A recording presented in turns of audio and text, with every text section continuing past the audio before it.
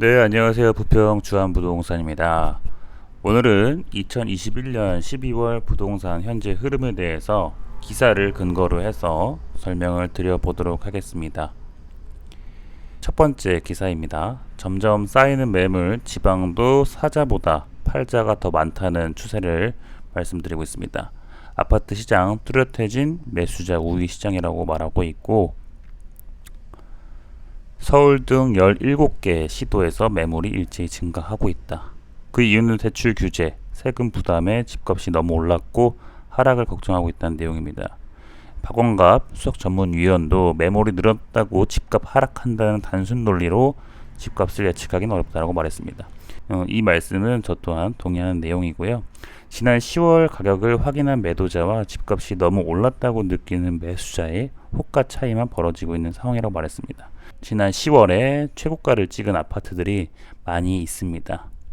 윤지혜 수석연구원도 매물의 증가 추이로 집값을 예측하기는 어렵다. 지금보다 훨씬 더 많은 급매물이 나온다면 그때는 하락할 수 있다고 보고 있네요. 두 번째 기사, 제주와 대전도 꺾였다. 지방도 아파트 팔자가 대세라고 두 번째 기사 헤드라인입니다. 여기서는 이제 함영진 직방 빅데이터 랩장이 말씀을 주셨는데요.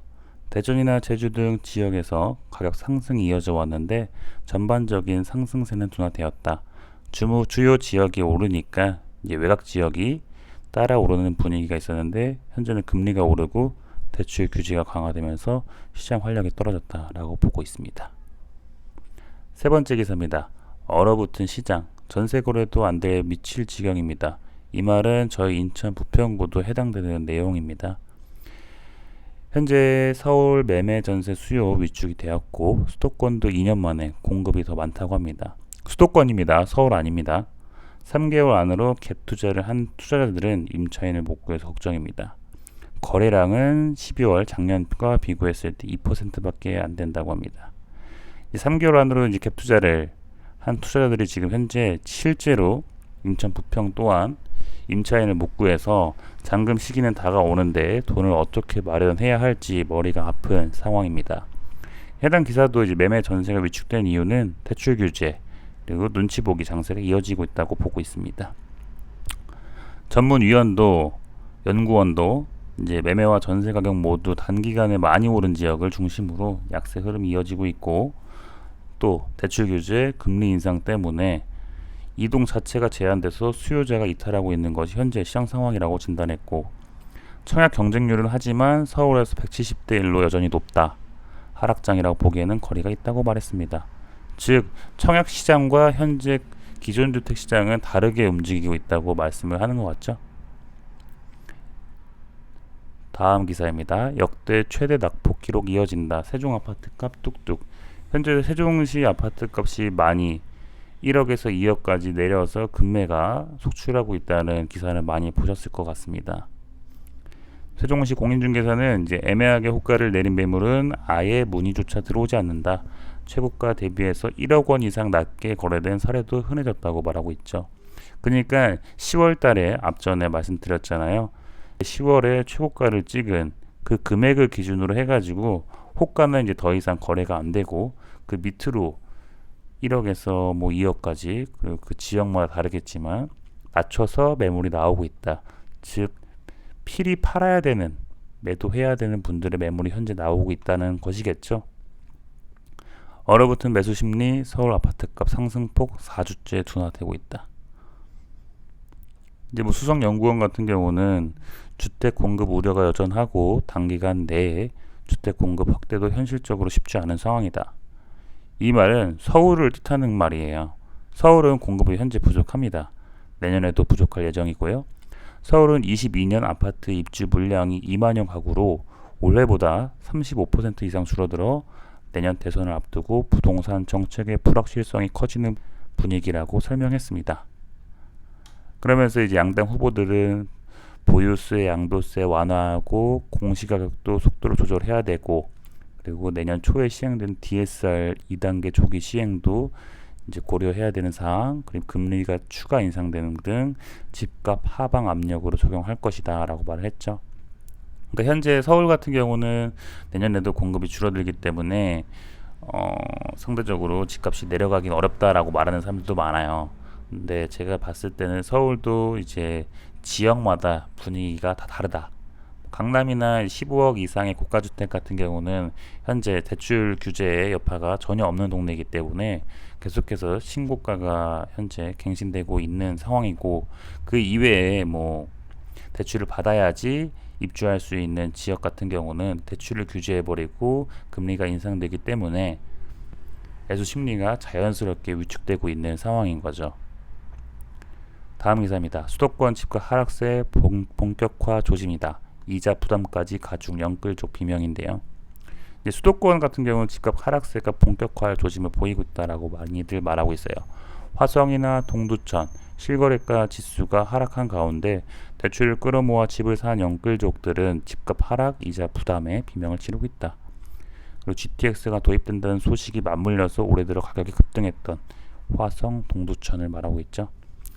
영끌족이 걱정하는 부분은 이제 금리가 올라가서 이자가 부담되기 때문에 고정된 급여는 정해져 있지만 고정 비용이 이전보다 늘어남으로써 생계에 조금은 위협이 되고 있고 좀 부담이 되고 있다라는 내용을 볼 수 있겠습니다. 돈줄이 막혀서 팔지도 사지도 못해. 서울 아파트 거래량 4분의 1 토막. 실제로 이제 매수자 입장에서도 최근 호가가 너무 오른 데다 대출이 충분히 나오지 않아서 진입 여력이 없다는 분석이 나오고 있습니다. 그러니까 무주택자도 집을 사고 싶지만 대출이 충분히 나오지 않았기 때문에 진입이 어렵다는 분석이죠. 그리고 또 하나 짚어야 될 부분은 내년부터 차주 단위의 DSR 2단계가 시행됩니다. 그러면 대출액이 2억 원이 넘으면 차주 단위로 DSR 40%를 적용하는 거예요.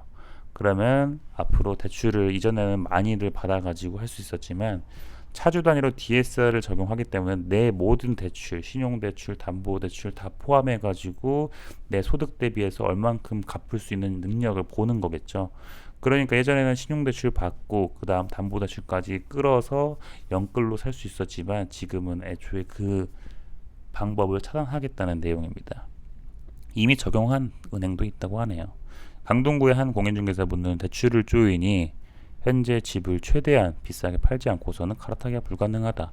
즉 지금 1주택으로 살고 있지만 다른 상급지로 가기 위해서는 목돈이 더 많이 필요하기 때문에 갈아타기도 불가능하다. 배짱 호가라기보다는 가격을 내릴 경우 거래 비용 떼고 나면 수평 이동도 불가능하니까 소수 급매 말고는 호가를 유지하는 것이라고 말했습니다. 즉 지금 급매들이 나오는 것들은 보통 사연이 있거나 꼭 팔아야 하는 분들의 매물이기 때문에 어쩔 수 없이 나오는 매물들이에요. 두 번째, 금리 인상 얼만큼 올릴까? 그 금리 인상을 보려면 이제 미국 경제 파월 의장이 말하는 2배 주목을 해야 되는데요. 인플레 파이터 된 파월 내년 세 차례 금리 인상 예고, 22년에 세 차례 금리 인상을 예고하고 있죠. 테이퍼링 속도 2배로 올린다. 내년 3월 금리 인상 전망했습니다. 즉 현재 풀려있는 돈이 너무 많기 때문에 인플레를 막기 위해서 돈을 이제 걷어들이겠다고 말을 하고 있는 거죠. 수요와 공급 불균형이 지속돼서 인플레이션 수준을 높이고 있다. 테이퍼링 양적 완화 축소를 속도를 현재 2배로 높이겠다. 빨리 테이퍼링 진행하겠다는 내용이고, 테이퍼링이 끝나면 기준금리 인상까지 오래 기다리지 않을 것이라고 말했고요. 연준은 제로금리 0에서 0.25 금리의 막을 내리고 내년 세 차례 기준금리 인상 가능성을 예고했습니다. 그럼 우리나라는 어떻게 반응하고 있을까요? 이주열 한국은행 총재는 내년 1분기 기준금리 인상을 배제하지 않는다고 했는데요. 지난 8월, 11월 인상에 이어 내년 초 추가로 금리 인상을 단행할 가능성이 있다는 것입니다. 즉 내년 초에도 지금도 조금 올랐지만 더 올리겠다는 거죠. 지금 10월 소비자 물가 상승률이 9년 9개월 만에 3%를 넘는 등 대응이 필요한 상황이라고 보고 있는 겁니다. 세 번째로 주택담보대출 금리 5% 벌써 돌파했고 잠 못 드는 영끌족이라고 헤드라인을 뽑았네요. 자극적으로 좀 뽑았죠. 내년에 이제 최소 3번은 금리 인상에 나서겠다는 미국 중앙은행의 입장에 따라서 우리도 내년 초 기준금리가 또 올라갈 것으로 예고됐고요. 연 5%가 넘어선 주택담보대출 금리도 현재 5% 최고 금리는 5%가 넘었습니다. 이에 따라 6%까지 갈 것으로 보입니다. 빚을 내 집을 산 사람들의 이제 변동금리로 이제 적용을 받는 분들은 걱정이 클 수밖에 없습니다. 시중은행이 어제부터 적용한 주택담보대출 변동금리가 연 최고 4.78%에서 5.05%로 올라왔습니다.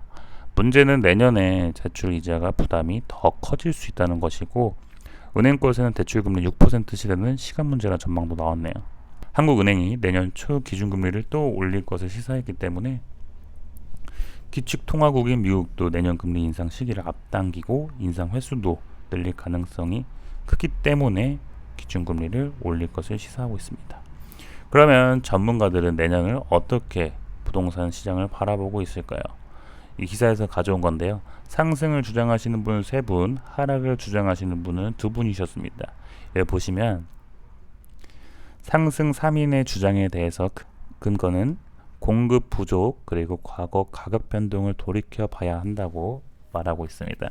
이 공급 부족은 서울을 말하는 것입니다. 서울은 공급이 부족합니다. 하락 2인 주장에 대한 근거는 이미 상승세가 가파른 지역은 매수자보다 매도자가 더 많다. 그리고 금리가 부담이다. 즉 이자가 부담이다 라고 말할 수 있습니다. 저는 이 3분, 2분 주장을 보면서 총 5분의 의견이겠죠. 저는 누가 맞다고 틀리다고 논할 수는 없는 것 같습니다. 각자 주장에 대한 근거가 충분히 뒷받침되고 있습니다. 마지막으로 제가 바라보는 22년 부동산 시장을 말씀드리고 영상을 마치도록 하겠습니다. 현재 줄다리기 하는 모습이죠. 매도자와 매수자가 현재 가격을 두고 줄다리기 하는 모습입니다. 저는 이렇게 생각합니다. 22년은 이제 가파르게 오를 곳은 없을 것으로 생각됩니다. 그 이유는 대출입니다. 내년 초부터 DSR도 시행되기 때문에 매수자 입장에서는 아파트 매수가 부담스러운 입장입니다. 그리고 미국 금리도 인상이 예고되어 있고 한국 금리는 이미 선제적으로 지금 현재 올리고 있는 중에 있습니다. 하지만 지금도 대출이 필요 없는 15억이 넘는 고가주택은 실거래가가 갱신 중에 있습니다.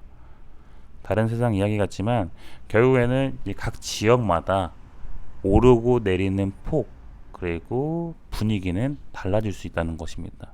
즉 15억이 넘는 고가주택을 기반으로 한 기사는 보통의 우리들과는 다른 세상 이야기이기 때문에 배제하시는 게 좋고, 나머지 이게 왜 떨어지는지 금매가 왜 나오는 지역인지에 대한 분석이 더 중요하다고 저는 생각됩니다. 대선 후보들이 양도세를 완화하겠다고 하나 매물이 나와도 매수자들이 원하는 가격이 아니라면 거래가 성사되기 어려운 현재입니다. 계속해서 매도자와 매수자가 줄다리기를 하고 있는 상황인데요. 매도자 입장에서는 현재 주택을 매매하고 더 나은 곳으로 가기에는 현재 어려운 상황입니다. 자금이 훨씬 더 필요하기 때문이죠. 그 이유는 같이 4배가 올랐다고 하더라도 상급지는 더 많이 올랐습니다. 애초에 처음 출발 1억인 곳과 2억인 곳이 있다고 쳤을 때 1억인 곳이 4배 올라서 4억이 됐고 2억인 곳이 4배가 올라서 8억이 됐잖아요. 그럼 벌써 차이가 4배가 또 납니다. 그러니까 상급지로 가기 위해서는 4억의 추가 금액이 더 필요한 건데, 그렇게 돈을 더 해가지고 갈 수 있는 여력이 있는 사람들이 많이는 없다는 거죠. 그리고 분양시장이 이제 뜨거운 이유는 주변 시세보다 저렴한데 더 좋은 퀄리티의 집을 분양하기 때문에 청약시장은 계속해서 과열될 수밖에 없는 것입니다. 즉 현재 기존 주택 시장에서 거래가 이루어지려면 가격을 낮춰야 거래가 되는 분위기고요. 특히 매수자 대출이 필요한 지역은 더욱이 그렇습니다. 그래서 기사에서 보셨다시피 계속해서 대출 규제 그리고 금리가 인상된다는 내용은 대출을 받아야 되는 차주 매수자 입장에서는 심리적으로 압박이 굉장히 큽니다. 특히나 사회초년생이나 신혼부부들 같은 경우는 더 크게 느껴지죠. 부평만 해도 현재 자본금 1억 5천에서 2억 정도는 있어야 구축을 매수할 수 있는 수준입니다. 서울은 자본금이 더 필요하겠죠. 현재 일시적 이제 1가구 2주택 혹은 분양을 받아서 입주해야 하는 소유주들 그리고 다른 개인적인 사정에 의해서 매매해야 하는 분들은 머리가 아픈 실정입니다. 꼭 팔아야 되는데 지금 팔리지 않는 매수 심리가 죽어있는 상태이기 때문이죠. 기존 주택을 꼭 매매해야 하지만 매수 심리가 계속해서 하락하는 중이라 매도를 할 수가 없습니다. 그리고 팔더라도 어떻게 보면 이전 시세보다 더 많이 받고 싶고 호가를 형성해서 차익을 많이 남겨서 더 나은 데로 가고 싶지만 현재 매도자 입장에서는 그렇게 생각할 수 있는 상황이 아닙니다. 그렇다고 두 채를 모두 가져갈 수 있으면 제일 좋겠지만 그렇지 못하기 때문에 매매를 하려고 하시는 거겠죠. 마지막입니다. 상승이 있음 하락이 있고 하락이 있음 상승이 있다고 봅니다. 예전에 이제 기사들을 찾아보면은 예전에는 부동산 시장 분위기가 어땠는지를 알 수 있는데요. 저는 이전에 과거의 뉴스들도 최대한 많이 찾아보고 그때 분위기가 어땠는지 뉴스뿐만 아니라 이제 현재 부동산 업계 그 전에도 계속 했었던 분들한테도 들어요. 2014년 박근혜 정부 때는 거래가 되지 않아서 부동산 경기를 살리고자 해서 노력했었습니다. 그때 최경환 경제부총리가 대출을 받아서라도 집을 사라고 했던 그때 상황이었었죠. 그때가 오죽했으면 그렇게 말했겠어요. 그 이유는 그때 부동산 시장이 굉장히 침체되어 있었고 거래가 거의 잘 안 됐던 매수 심리가 많이 죽었어서 거진 임대차로 가겠다라는 추세가 많았습니다. 저는 항상 말합니다. 사이클은 계속 있고 언젠가 올랐으면 내려가는 게 시장 논리 아니겠습니까? 하지만 이제 무주택자분들은 1주택을 하는데 초점을 맞추고 시드머니를 계속해서 모아야 한다고 봅니다. 그리고 이미 시드머니가 충분하시고 대출 금액이 부담스럽지 않다면은 무주택자분들 같은 경우 매수하시는 것도 전 좋다고 생각됩니다. 오늘 2021년 12월 부동산 흐름과 2022년 금리 인상 여부 및 부동산 예측을 말씀드렸습니다. 어떤 근거를 뒷받침하냐에 따라서 주장은 달라질 수 있다고 생각합니다. 누군가는 상승을 예측할 수도 있고 다른 분들은 하락을 예측하기도 합니다. 하지만 전 22년부터는 지역별로 분위기가 다르고 그 지역 내에서도 입지 및 부동산 유형 및 연식에 따라서도 달라질 수 있다고 봅니다. 이상 영상 마치겠습니다. 긴 시간 동안 시청해 주셔서 감사합니다.